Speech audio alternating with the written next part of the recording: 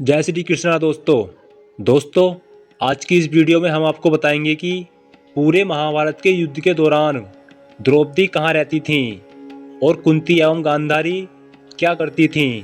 तो आइए दोस्तों जानते हैं। अपने चीरहरण के बाद द्रौपदी ने पांडवों से कहा कि यदि तुम दुर्योधन से और उनके भाइयों से मेरे अपमान का बदला नहीं लेते हो तो धिक्कार है तुम्हें। द्रौपदी ने पांडवों से कहा कि मेरे केस तब तक खुले रहेंगे जब तक कि दुशासन के खून से इन्हें मैं धो नहीं लेती। उस समय द्रौपदी ने ऋतु स्नान नहीं किया था। इस घटना ने पांडवों को झकझोर दिया था, जिसके चलते कुरुक्षेत्र का युद्ध हुआ।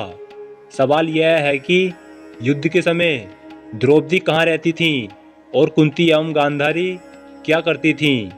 चीरहरण के समय भीम ने कसम खाई थी कि मैं दुर्योधन की जांघ को अपनी गदा से तोड़ दूंगा और दुशासन की छाती को चीरकर उसका रक्तपान करूंगा। चीरहरण के दौरान कर्ण ने द्रौपदी को बचाने की बजाय उसको यह कहा कि जो स्त्री 5 पतियों के साथ रह सकती है उसका क्या सम्मान करना।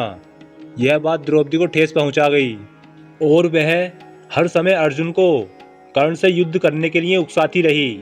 भीम ने ही द्रौपदी चीरहरण के बाद 100 कौरवों का अंत करने का वचन दिया था और उसी ने 100 कौरवों का वध करके वचन को पूरा किया था।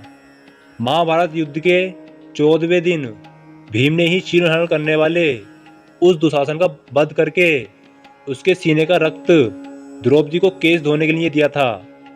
इसके बाद ही 15 साल बाद द्रौपदी ने पुनः अपने केश बांधे।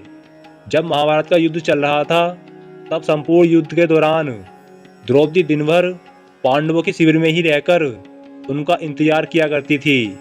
रात में पांचों पांडव उसे बताते थे कि आज युद्ध में क्या हुआ। कुंती और गांधारी किसी विशेष मौके या घटना के समय ही युद्ध शिविर या कुरुक्षेत्र के मैदान में आती थीं। महाभारत में रोज हजारों लाखों योद्धाओं का अंत होता था। रोज के युद्ध के अंत में सभी योद्धाओं का दाह संस्कार कर दिया जाता था। युधिष्ठिर ने एक और जहां युद्ध भूमि पर ही वीर गति को प्राप्त योद्धाओं का दाह संस्कार किया, वहीं उन्होंने बाद में दोनों ही पक्षों के अपने परिजनों का अंत्योष्टि कर्म करने के बाद उनका श्राद्ध तर्पण आदि का कर्म भी किया। युद्ध के बाद दुर्योधन कहीं जाकर छुप गया था। पांडवों ने उसे खोज लिया। तब भीम और दुर्योधन का गदा युद्ध हुआ। इस युद्ध को देखने के लिए बलराम भी वहां उपस्थित हुए थे। भीम कई प्रकार के प्रयत्न करने पर भी दुर्योधन का वध नहीं कर पा रहे थे, क्योंकि दुर्योधन का शरीर वज्र के समान कठोर था। ऐसे समय में श्री कृष्ण ने अपनी जंघा ठोककर भीम को संकेत दिया, जिसे भीम ने समझ लिया।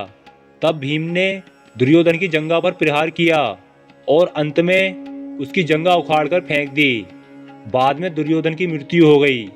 युद्ध के 15 वर्ष बाद धृतराष्ट्र, गांधारी, संजय और कुंती वन में चले जाते हैं। एक दिन धृतराष्ट्र गंगा में स्नान करने के लिए जाते हैं और उनके जाते ही उस जंगल में आग लग जाती है। सभी धृतराष्ट्र के पास आते हैं। संजय उन सभी को जंगल से चलने के लिए कहते हैं, लेकिन धृतराष्ट्र वहां से नहीं जाते हैं। गांधारी और कुंती भी वहां से नहीं जाती हैं। जब संजय अकेले ही उन्हें जंगल में छोड़कर चले जाते हैं तो तीनों लोग आग में जलकर मर जाते हैं। संजय उन्हें छोड़कर हिमालय की ओर प्रस्थान करते हैं, जहां वे एक सन्यासी की तरह रहते हैं। 1 साल बाद नारद मुनि युधिष्ठिर को यह दुखद समाचार देते हैं। युधिष्ठिर वहां जाकर उनकी आत्म शांति के लिए धार्मिक कार्य करते हैं।